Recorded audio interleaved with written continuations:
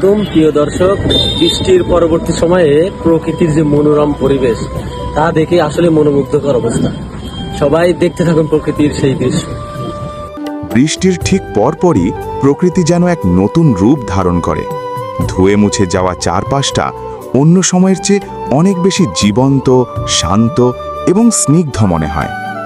চারপাশের সতেজতা ও সোদা গন্ধ। বৃষ্টি থামার সাথে সাথেই বাতাসে একটা অদ্ভুত সুন্দর ঠান্ডা ভাব চলে আসে। সবচেয়ে বেশি যে জিনিসটি মুগ্ধ করে তা হলো মাটির সোদা গন্ধ। শুকনো তপ্ত মাটির ওপর বৃষ্টির জল পড়ার পর যে সুবাস তৈরি হয় তা মনকে এক নিমেষেই শান্ত করে দেয়। গাছপালার নতুন রূপ। গাছের পাতাগুলোর ওপর জমে থাকা ধুলোবালি সব ধুয়ে গিয়ে সেগুলো গাঢ় সবুজ রঙে চকচক করতে থাকে।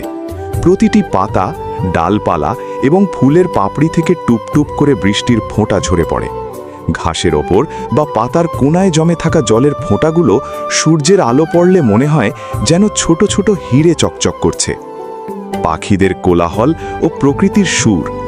বৃষ্টির সময় যে পাখিরা চুপচাপ কোথাও আশ্রয় নিয়েছিল, আকাশ একটু পরিষ্কার হতেই তারা ডানা মেলে বেরিয়ে পড়ে। কিচিরমিচির শব্দে চারপাশ মুখরিত হয়ে ওঠে। চড়ুই, শালিক বা কাকেরা গাছের ডালে বসে ডানা ঝাপটে নিজেদের শরীর থেকে জল ঝরিয়ে নেয়। আর গ্রামে বা ঝোপঝাড়ের আশেপাশে ব্যাঙের একটানা ডাক প্রকৃতির এই শান্ত আবহাওয়ায় একটা অন্যরকম সুর তৈরি করে।